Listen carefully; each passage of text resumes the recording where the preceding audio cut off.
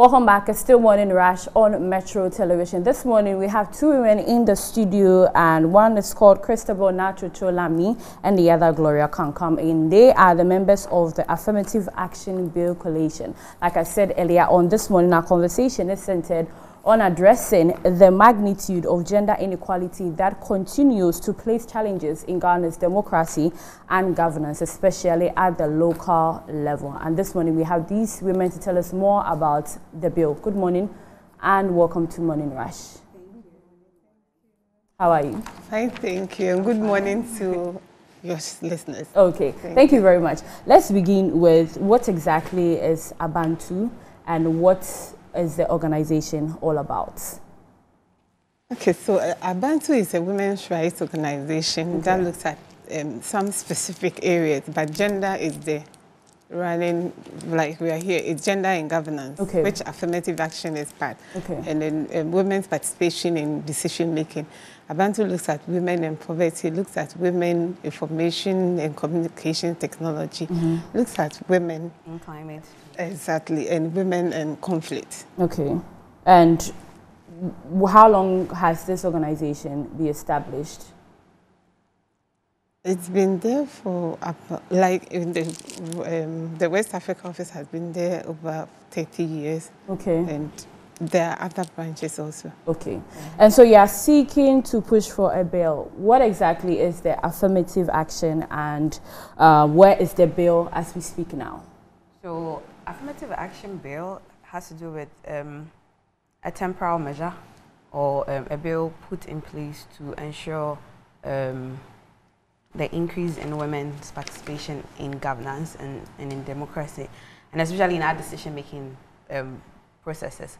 So currently in Ghana, when you look at women's participation when it comes to democracy or governance, you can see that in the local government level, we have just 4%, which is below the 40% promised or signed on with the African Union, and then the 30% threshold with the United Nations.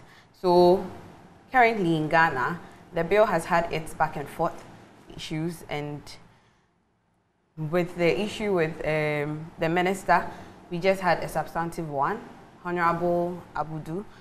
So in March 2023, the bill was presented to the cabinet again. We are hoping that the president will consider it, and then it can move on for parliamentary debate and discussions, and then we can see where it can go.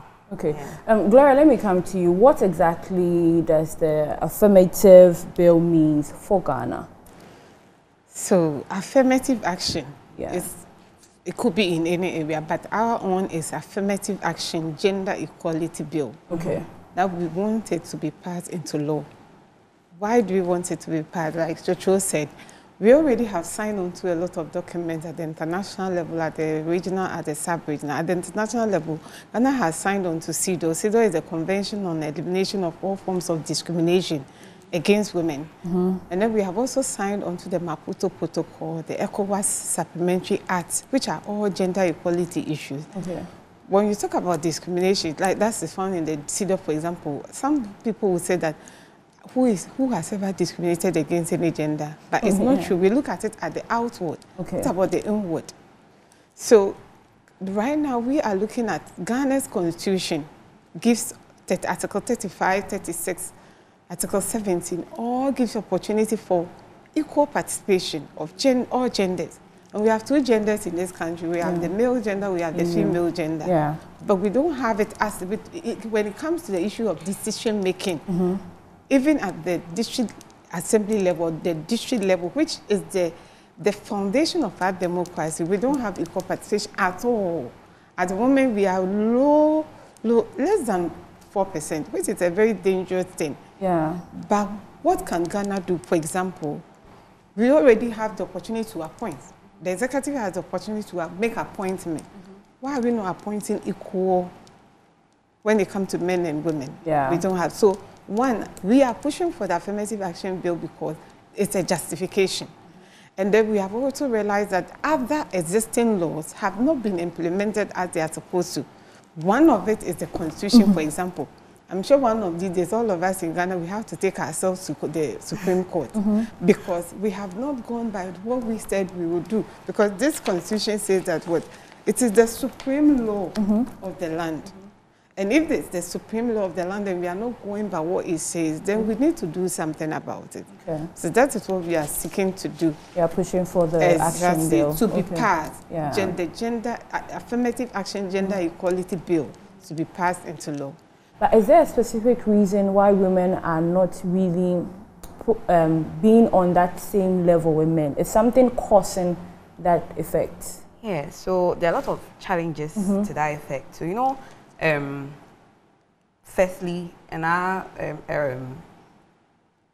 side of this of the world, masculinity is high, and then Ghana is a patriarchal country, and then you know that women are always said to be meant for the kitchen, but right from the onset, when you look at past rulers like Santoa, they broke those kind of limitations, and then they went for it. But it doesn't look, the men feel like as if women want to challenge them, but we are seeing that we now have like more than half of the country's population. We want our voices to be heard because if we are part of it, then we know the areas we can't deal with. Yeah. Cultural shifts is part, we have people's attitude and beliefs towards women being inferior in their country. We are not weak, we are strong. True. And then when it comes to resources and funding, we don't get it as men do. Yeah. Because you are a wife, maybe you don't work, where are you getting your money from? Then you hear issues like, so and so you're sleeping with, so to just get money to be out there. But these challenges, they're not just physical, we have mental because of how we think, the mental aspect of it. And then when it comes to social, what people think about us or what the society has actually constructed, that this is how a woman is supposed to be. They are all challenges that are preventing us from coming out there. But what can be done to expedite the process? What can be done to make sure that this is well executed? You mean the bill? Yes. So awareness creation, bringing on board civil societies, women's group. We are even encouraging the men to also join, because education needs to go to everyone, including the men. Because if they don't get the understanding, they might think that, and we would want to challenge them, empowered, but we just want our voices to be heard on the floor of decision making. So awareness creation, education, both at whichever level, those in the rural sector, urban sector, everybody needs to be educated about what the bill is, and then we all come on board to push for its passage as soon as possible. Yeah, and in pushing, we get to start from the district level, and the election is coming up. Currently, on the district level, how many women are in certain positions, or how many women are participating in these local governance? Okay. Should I take it on? We cannot be specific at the moment, but we are working with some women in some of the districts, not all the districts, because of resource issue. The issue about why are women not in there, it comes with patriarchy, like Chicho mentioned. But then, what is patriarchy? Women must be led, men must lead. Yeah. And all of us have been socialized, but it's not the truth. It's not the truth. When it comes to resources, women do more of the reproductive work, which is not paid for. So we call it unpaid care work, both in the home and in the community. Yeah. But men do more of productive work, which is paid for.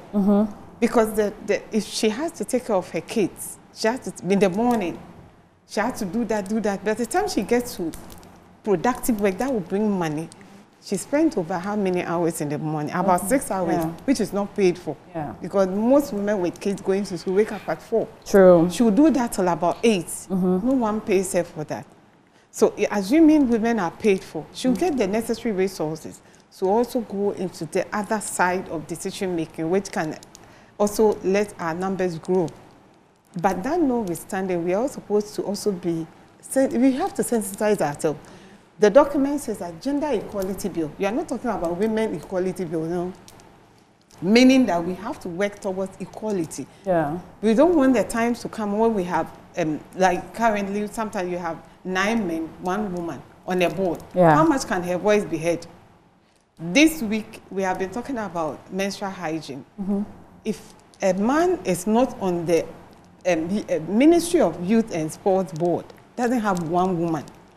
But there are female sports, there are sports women. Yeah, athletes. Yeah. So if they are going out, if there's no woman on the board, who cares about to speak for them? Pad? Yeah. So these are all critical issues we need to look at. It's not just about going to sit in parliament or taking over the executive, no, across board, decision making across board, including the market. If women can take decision in their home to keep their children in the proper order, why can't they do the same thing? Another issue that why are women not there is when the criteria that is always set for women who want to enter into the front line politics. Women's criteria is so difficult. It's so unbearable. A man can decide to go into any front line politics without telling anybody. The woman has to inform everybody, including the penny, including husband, brothers, sisters, aunties, cousins, imams, pastors. By the time she's done and listening to all these voices, the man is way ahead of her. Exactly. So these are the issues. And that is why we are saying that just past the affirmative action, gender equality bill. So that when we are looking at it from a gender perspective, with a gender lens, so that we don't discriminate against any gender. Yeah. It's not about women, but it's about both genders. And we are talking about equality in here. Otherwise, we have no good governance and sustainable development. I'll ask about the strategies being employed to make sure that women are well represented at the district level, especially when the elections are coming up. Okay, so with the strategies, I mean, I've made mention of some. Here we are looking at training and then mentorship. So with training, so Abantu again, in collaboration with Women in Broadcasting and then Frederick Ebert, Steve Tang's Foundation. They have this Women in Politics training that they give to women who are in this area. So they build them, giving them leadership capacity, and then not just leadership, because they teach you about rule of law. They give you lessons around economics and stuff. So if you go there and you come out, you are well vested to actually be on a real stand with a man. And that mentorship is good. Now let's talk about funding. Let's support women. Our political parties, we have women. They do most of the job. It's not just we have a meeting, women's organizer, get the place set, food, domestic work. No. Give us the support, because we have women who are capable within the political parties that can actually lead. What they need is support from the men. But if a man comes up and a woman comes up for the same position, even at a political level, maybe let's say a vice chairperson or a chairperson, you know what will happen. Everybody will vouch for the man, because you have issues like, and she's a woman, has she finished taking care of her home before coming to take care of?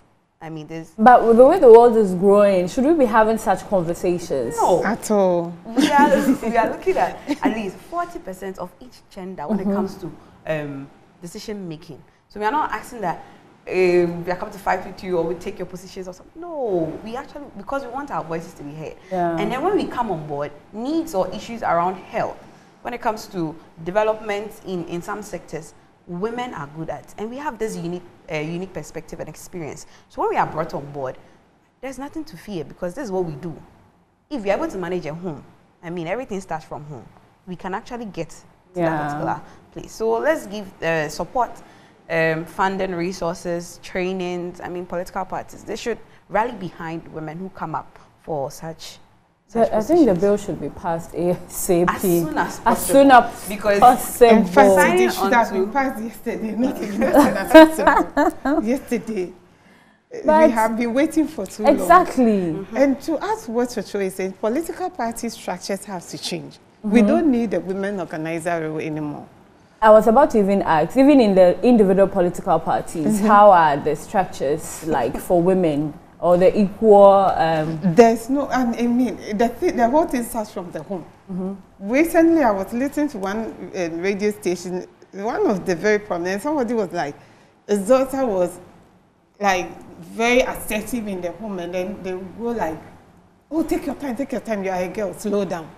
Why should she slow down? Because she's a girl. Are we looking at ourselves as human beings or because of our gender? No.